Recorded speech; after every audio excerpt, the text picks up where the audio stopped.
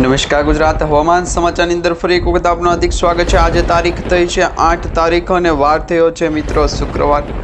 અરબ સાગરના દરિયાની અંદર એક વાવાઝોડું સક્રિય થઈ રહ્યું છે અને આ વાવાઝોડું હવે આવનારા અઠવાડિયાની અંદર ગુજરાત તરફ આગળ વધશે। પહેલાં તમને હવામાન સમાચાર જણાવી દઈએ તો ગુજરાત રાજ્ય ઉપર આવતા વાતાવરણની અસર છે એ જામશે, જેમાં અરબી સમુદ્રના દરિયાની અંદર જે લો પ્રેશરવાળી સિસ્ટમ બની છે એ લો પ્રેશર સિસ્ટમ હવે વાવાઝોડામાં પરિવર્તિત થશે અને વાવાઝોડાની અસર સીધી જ મધ્ય ભારત તેમજ બંગાળની ખાડી, અરબ સાગરના દરિયા અને ગુજરાત સુધી પહોંચવાને લઈને સૌથી મોટા હવામાન સમાચાર મળી રહ્યા છે। તો બીજી તરફ એ પણ માહિતી મળી રહી છે કે ગુજરાત રાજ્યની અંદર 15 તારીખથી વાતાવરણની અંદર એકાએક મોટો પલટો આવશે અને વરસાદની શરૂઆત થશે। ચોમાસાની શરૂઆત થવાને લઈને સૌથી મોટા સમાચાર અત્યારે મળી રહ્યા છે। તો અત્યારે ગુજરાત રાજ્યની અંદર વહેલી સવારથી બપોર સુધીનું વાતાવરણ જોઈએ, કયા કયા જિલ્લાઓની અંદર ગુજરાતમાં વરસાદ પડશે તેની માહિતી જાણીશું।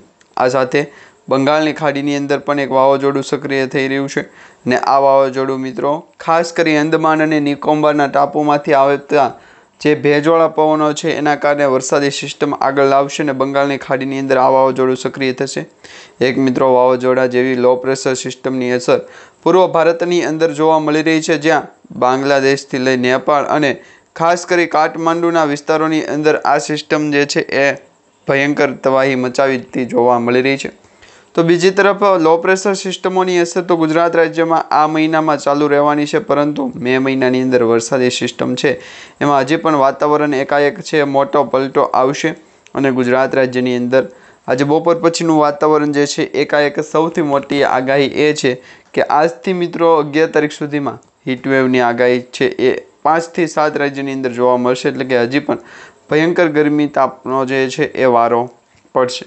તો આ દરેક આગાહી અને દરેક માહિતી તમને જણાવી એ પહેલાં જો તમે અમારી ટોટલ માહિતી યુટ્યુબ ચેનલ પર નવા છો તો ખાસ કરી અમારી યુટ્યુબ ચેનલને અત્યારે સબસ્ક્રાઈબ કરી લેજો, જેથી કરી અને આવતીકાલની અંદર જે પણ હવામાન સમાચાર હશે એ તમને અમારી યુટ્યુબ ચેનલના માધ્યમથી સમયસર મળી જશે।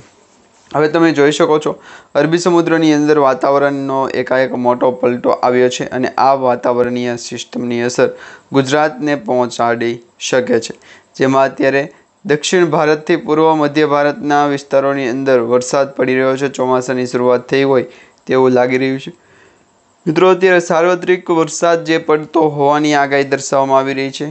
કન્ટિન્યુ જે છે ચોમાસાના વરસાદ પડવાની આગાહી દર્શાવવામાં નથી આવી, પરંતુ આજે સાર્વત્રિક વરસાદ પડી રહ્યો છે એ પણ ઓછા સમયની અંદર સારો વરસાદ પડી રહ્યો છે, જેમાં છેલ્લા 24 કલાકની અંદર ભાવનગર જિલ્લાના મહુવા તાલુકાની અંદર પણ 3 થી 4 ગામડાઓની અંદર સારો ધોધમાર વરસાદ પડ્યો છે।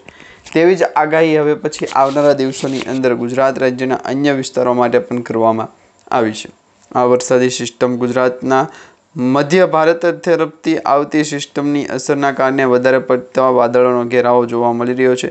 બાકી તો અત્યારે ગુજરાત રાજ્યની અંદર સાવ કોરું વાતાવરણ જોવા મળી રહ્યું છે, પરંતુ આવતી 15 તારીખથી ગુજરાત રાજ્યની અંદર વાતાવરણની અંદર પણ એકાએક મોટો પલટો આવશે, જેમાં વરસાદી સિસ્ટમ તો હશે પરંતુ ભારે પવનો ફૂંકાશે, વીજળીના કડાકા ભડાકા સાથે ચમકારાની આગાહી દર્શાવવામાં આવી રહી છે અને આ આગાહી જાણીતા હવામાન નિષ્ણાત અંબાલાલ પટેલ અને પરેશભાઈ ગોસ્વામી દ્વારા કરવામાં આવી છે। તેમ છતાં પણ ગુજરાત રાજ્યના જે ખેડૂતો છે કહી રહ્યા છે કે આપણી આ યુટ્યુબ ચેનલના માધ્યમથી જે પણ સમાચાર અને માહિતી આવશે તેને પ્રાધાન્ય આપવામાં આવશે, એટલે કે તેને સાચી ગણવામાં આવશે।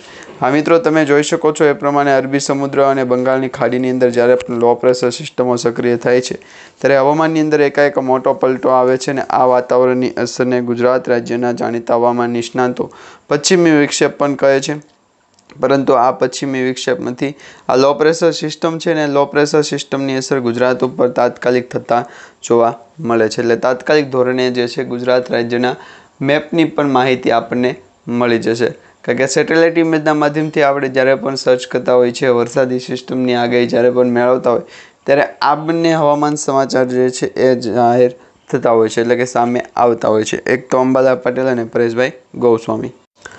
આ દરેક આગાહી મેળવે એ પહેલાં મિત્રો આજનું હવામાન સમાચાર જોઈ લઈએ તો ગુજરાત રાજ્યની અંદર કયા કયા જિલ્લાઓની અંદર વધારે પડતી વરસાદી સિસ્ટમ છે એ જામી છે।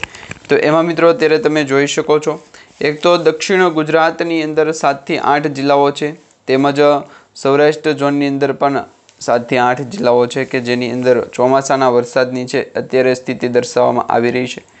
ખાસ કરીને અત્યારે અરબી સમુદ્રના દરિયાની અંદર ભેજવાળું વાતાવરણ જે છે મુખ્યત્વે આગળ વધી રહ્યું છે અને આ વાતાવરણની અસર ગુજરાતને પણ મોટા પ્રમાણમાં અસર પહોંચાડી શકે છે। એટલે કે ગુજરાત રાજ્યની અંદર પણ તેની સીધી મોટી અસર છે એ જોવા મળી શકે છે। બાકી તો હવામાન સમાચાર એ મળી રહ્યા છે। સૌરાષ્ટ્ર ઝોનની વાત કરવામાં આવે તો સૌરાષ્ટ્રના ભાવનગર, અમરેલી, ગીર સોમનાથ, વેરાવળ, પોરબંદર, જૂનાગઢ, રાજકોટ અને બોટાદ આ 7 થી 8 જિલ્લાઓની અંદર વરસાદ છે એ ભૂકા બોલાવી રહ્યો છે। હવે આ વરસાદી સિસ્ટમ હવામાનના કારણે આગળ વધી રહી છે, પરંતુ ચોક્કસપણે એવી માહિતી પણ મળી રહી છે કે ગુજરાત રાજ્ય ઉપર વેસ્ટર્ન ડિસ્ટર્બન્સની અસર 1-2 દિવસની અંદર જોવા મળશે અને છૂટાછવાયા સ્થળો ઉપર ગાજવીજ સાથે હળવોથી મધ્યમ વરસાદ પણ છે એ જોવા મળવાનો છે। તો બીજી એ માહિતી જોઈએ તો પૂર્વ ગુજરાતની અંદર માહિતી મળી રહી છે આપણને। પૂર્વ ગુજરાતના જે જિલ્લાઓ છે દાહોદ છે, છોટાઉદેપુર છે, નર્મદા, તાપી અને ડાંગ આ 4 થી 5 જિલ્લાઓની અંદર પણ આ જ પ્રકારે સેમ વાતાવરણ છે ગુજરાત રાજ્યની અંદર જોવા મળશે અને આ વરસાદી સિસ્ટમ છે એ પણ આવનારા 24 કલાક પછી છે એક્ટિવ થશે। એટલે કે 24 કલાક પછી એટલે આવતા રવિવાર સુધીમાં આ વરસાદી સિસ્ટમની અસર પણ ગુજરાતને છે એ ડૂબાડશે। કારણ કે મિત્રો બીજા મેપ તમે જોઈ શકો છો, હીટવેવની આગાહી તો દર્શાવવામાં આવી છે, પરંતુ મધ્ય ગુજરાત અને ઉત્તર ગુજરાતના જે રાજ્યો છે, જિલ્લાઓ છે રાજ્યની અંદર, એ જિલ્લાઓની અંદર તમે સ્પષ્ટપણે ચેક કરી શકો છો, જોઈ શકો છો કે વાતાવરણની અંદર ફેરફાર થયો છે। ગુજરાત રાજ્યની અંદર મુખ્યત્વે વાતાવરણની અસર જે છે એ સૌથી મહત્વપૂર્ણ ગણવામાં આવી રહી છે। જો એકાએક વાતાવરણની અંદર પલટો આવશે તો આ સેટેલાઇટ ઇમેજની અંદર જ્યાં તમે વાદળોનો ઘેરાવો જોઈ શકો છો એ સીધો જ વાદળોનો ઘેરાવો ગુજરાત રાજ્યને ઘેરી લેશે અને આ પશ્ચિમી વિક્ષેપના કારણે વાતાવરણ ચોમાસાની સ્થિતિ છે ખૂબ મજબૂત ગણવામાં આવી રહી છે। એક તો તમે જોઈ શકો છો કે અરબી સમુદ્રની અંદર જે છે એ હવામાન ફેરફાર થતો જોવા મળે છે અને અરબી સમુદ્ર ત્યાર પછી જે છે બંગાળની ખાડી અને ત્યાર પછી ઉત્તર ગુજરાત અને ઉત્તર ભારતના જેટલા પણ વિસ્તારો છે દરેક વિસ્તારોની અંદર વરસાદ છે ભૂકા બોલાવશે અને આ વાતાવરણની અસર ગુજરાત રાજ્ય ઉપર 1-2 દિવસ પૂરતી નહીં પરંતુ સમગ્ર સિઝન દરમિયાન છે ચાલવાની છે। એટલે સમગ્ર સિઝન દરમિયાન ગુજરાત રાજ્યના હવામાનની અંદર એકાએક મોટો પલટો આવશે, વરસાદી સિસ્ટમ જામશે અને તેના કારણે ગુજરાતના દરિયાકાંઠાના લોકોને પણ અસહ્ય ગરમીનો છે એ વારો પડશે। તો આ હવામાન સમાચાર ગુજરાતના દરિયાકાંઠાના લોકોને જે છે એ સૌથી મહત્વપૂર્ણ કામ અને ઉપયોગી રહેશે। કારણ કે 2 થી 3 દિવસ પહેલાં પણ આ અંગેની આપણને છે માહિતી મળી હતી। તેમાં આપણે જણાવ્યું હતું કે તારીખ 8 થી 9 તારીખ સુધીમાં ગુજરાત રાજ્યની અંદર પશ્ચિમી વિક્ષેપ આવશે। ચક્રવાતી ગરમીનું તાપમાન તો વધારે જોવા મળી રહ્યું છે, પરંતુ તેની સામે વરસાદી સિસ્ટમ જે છે એ પણ એક્ટિવ થતી જોવા મળી રહી છે। હવે આ વરસાદી સિસ્ટમ ચોમાસાના ભાગરૂપે છે, એટલે કે અંબાલા પટેલ અને પરેશભાઈ ગોસ્વામી તો આપણને આગાહી જણાવી, પરંતુ રમણીકભાઈ વામજા અને અશોકભાઈ પટેલ દ્વારા જે માહિતી આપવામાં આવે છે દરેક જિલ્લાઓને અસર કરતી આગાહીઓ છે એ નક્કી થતી હોય છે। તો વરસાદી સિસ્ટમ અને પૂર્વ ભારતના જે પણ હવામાન શાસ્ત્રી છે રમણીકભાઈ વામજા, એમના થકી જે પણ માહિતી આપવામાં આવશે એ દરેક માહિતી આપણે સાવચેતી રાખશું કે ગુજરાતના દરિયાકાંઠાના લોકોને સૌપ્રથમ જે છે એ માહિતી આપવા બદલ કે પછી આ માહિતી વિશે કે કોઈ લોકો આગળ વધતા હોય તે બદલ કોઈ મુખ્ય કે ચોક્કસ કારણ હોઈ શકે છે, પરંતુ સાવ ગુજરાતના દરિયાકાંઠાના લોકો તરીકે આગળ વધીએ અને જેમને સપોર્ટ કરવાની જરૂર પડે એમને સપોર્ટ કરીએ એ મનોવૃત્તિ એમની નથી। તો હવે વરસાદી સિસ્ટમની આપણે આગાહી જોઈ લીધી છે, વાતાવરણની અસર પણ જોઈ લીધી છે।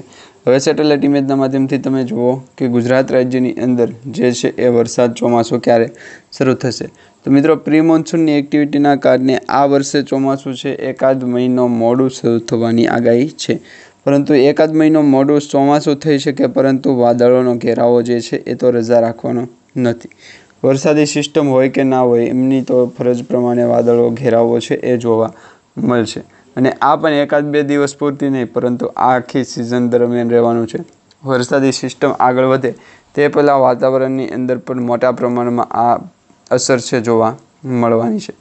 ગુજરાતના દરિયાકાંઠાના લોકોને જે છે એ સૌથી મોટી માહિતી એ મળવાની કે દક્ષિણ ભારત તરફથી અંદમાન નિકોબારના ટાપુ તરફથી જે લો પ્રેશર સિસ્ટમ આગળ વધે અથવા તો જે વરસાદી સિસ્ટમની કારણે જે પણ કારો જે છે ફેરો વધે તો એ ફેરાની આપણે અલગથી પ્રોફેશનલ મજૂરી ગણાવશું।